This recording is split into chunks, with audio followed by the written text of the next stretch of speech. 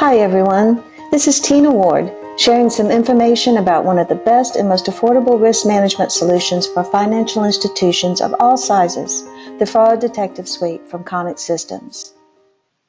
In today's payments environment, banks and credit unions of all sizes share the same challenges: decrease their payments risk, meet regulatory requirements for remote and mobile deposit capture, as well as other payment options, and increase their fee income. The CONIX Systems Fraud Detective Suite helps financial institutions meet all of these challenges. We all know that mobile and remote deposit services inherently carry greater risk because, unlike other payment options, the bank's customers keep the checks. This leaves the door open then for dishonest customers to deposit checks multiple times, maybe once at the branch and another via their mobile phone, for example. And they might also try to deposit the item at another financial institution altogether. Financial institutions are also experiencing an increase in new account fraud, where the account holder makes a mobile deposit and then attempts to withdraw the funds before the checks have cleared. Yet financial institutions have to offer these services to remain viable and competitive in today's market. When you add competitive pressures to provide faster funds availability and to raise high-dollar caps on that availability, many of these institutions are finding themselves in very high-risk situations. In addition to mobile and remote deposit, there's also the industry trend toward faster payments to consider.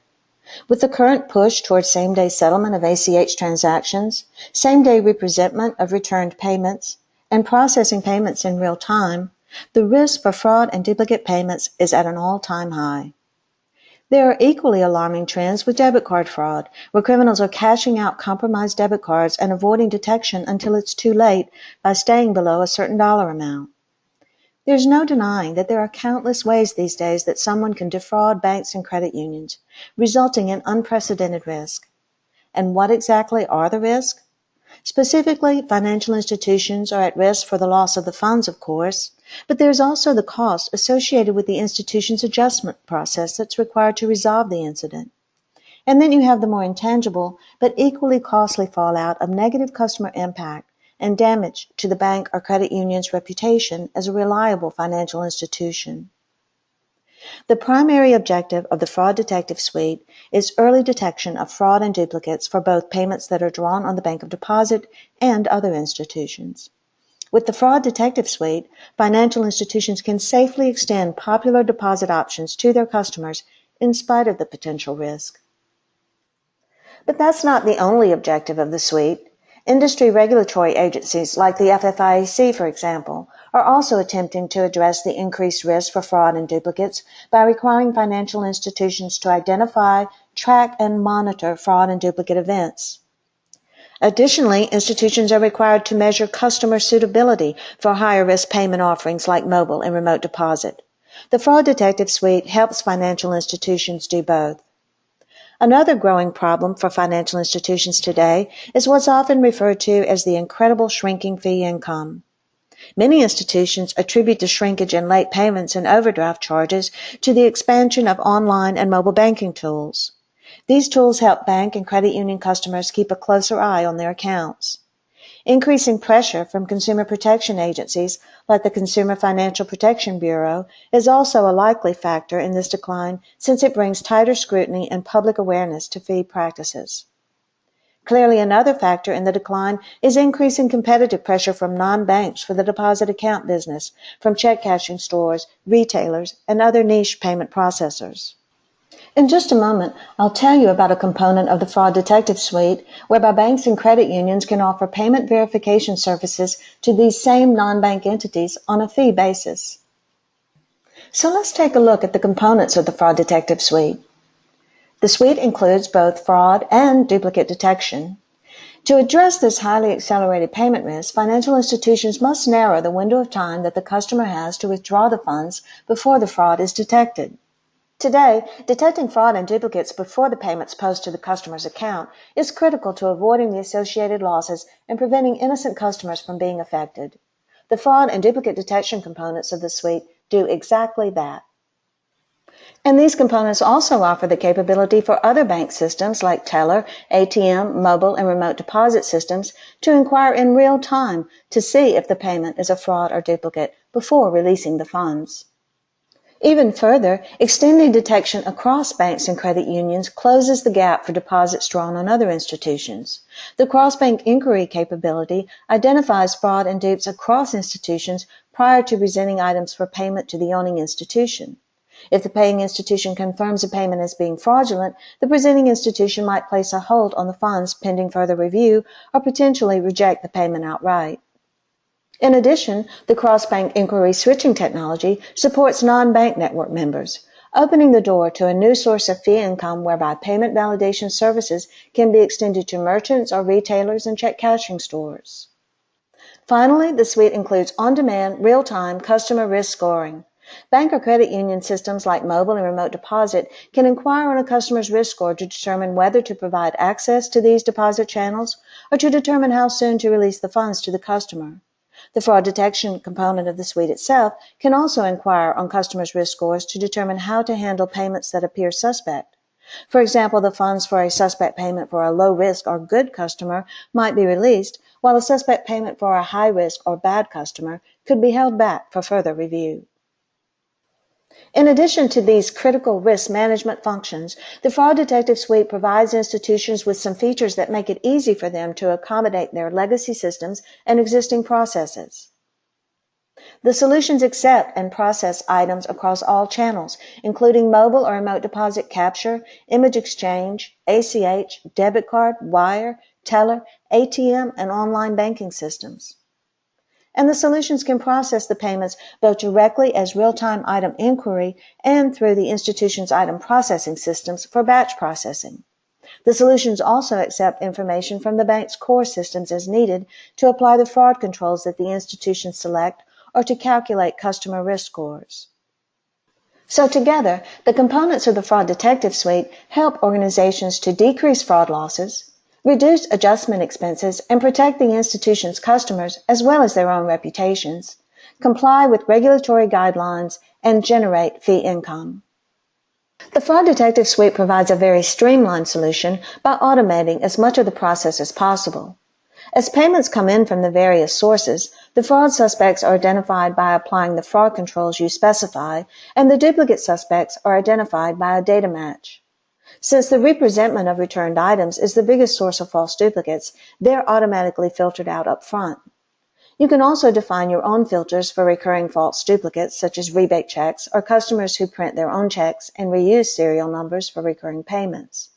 Then business rules are applied to further automate the handling of both fraud and duplicate suspects. So with all these tools available, you can minimize the number of suspects that an operator needs to review.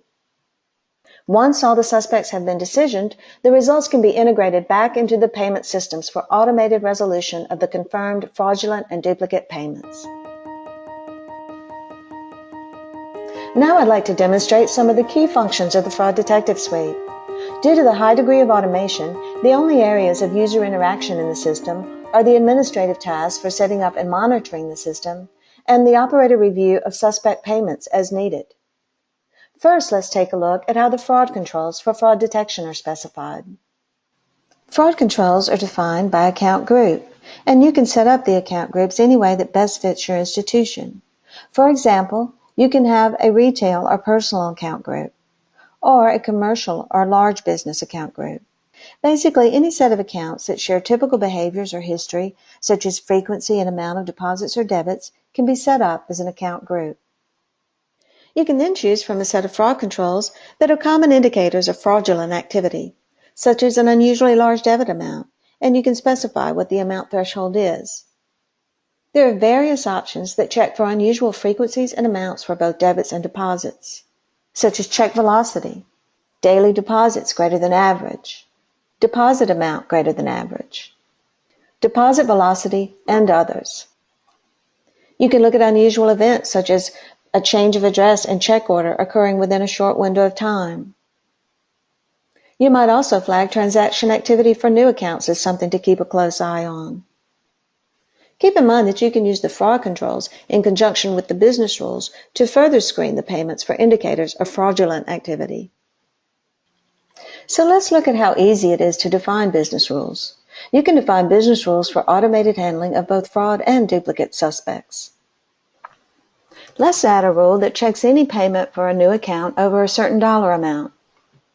So if the amount is less than the threshold specified, it would be considered not to be an exception. Otherwise, it will go to an operator for review as a new account fraud suspect. First, we'll specify the criteria for the rule. There are a variety of variables that you can select from to specify criteria. For this rule, we'll select the disposition code variable, and we'll specify that the disposition code is equal to new account, as defined by the new account fraud control. Now we'll select the amount variable and specify that the amount is less than $500. We could continue to add criteria for the rule. All of the specified criteria must be met for the selected actions to be taken. So we'll select the actions to be taken from the list here.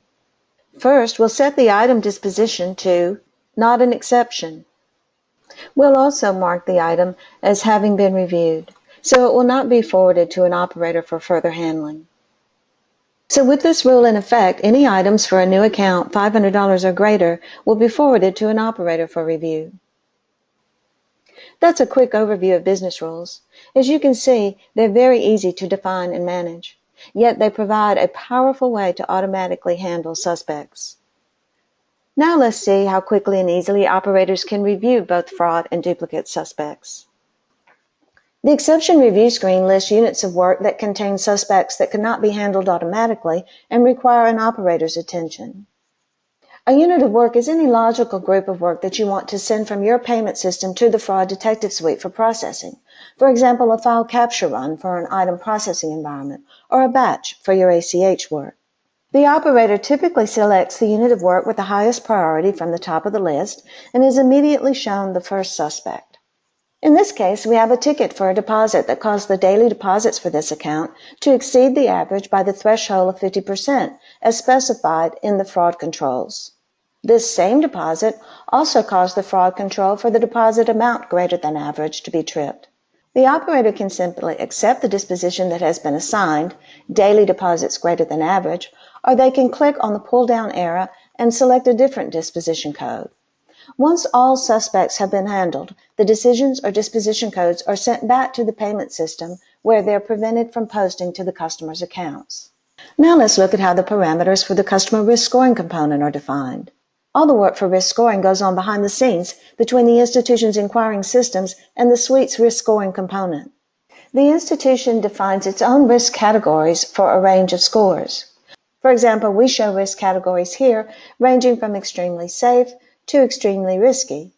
It also defines any risk events that should be taken into consideration when computing the risk scores, like the standard return reason codes such as not sufficient funds, uncollected funds hold, stop payment, or post-dated. Risk events can also include fraud control events that are identified by the suite's own fraud detection component, such as check velocity thresholds being exceeded, a check order and change of address occurring suspiciously close together, daylight overdrafts, and others.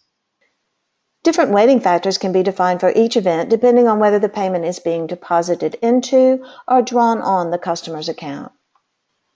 The institution also defines the mathematical formulas to be used in calculating the risk scores. Here we've defined the risk formulas for a mobile deposit application for the institution's retail customers. The elements of the formula can include account metrics that are either imported from the deposit system or calculated based on the transactions. Here we've selected the collected balance as one of the elements in the formula. The formula can also include any of the various risk events that have been defined to the system. Here we've selected an ACH deposit in the last 180 days. The formula can also include mathematical operators and numbers to be used as mathematical constants. As the calculation elements of the formula are added, the formula is displayed at the top of the screen for easy reference. From the Account Edit screen, we can view the account status and historical information for the account, as well as the product risk scores and formulas defined for the account. Well, that wraps up my overview of CONIX's Fraud Detective Suite. As you can see, it's a remarkably powerful combination of critical risk management tools.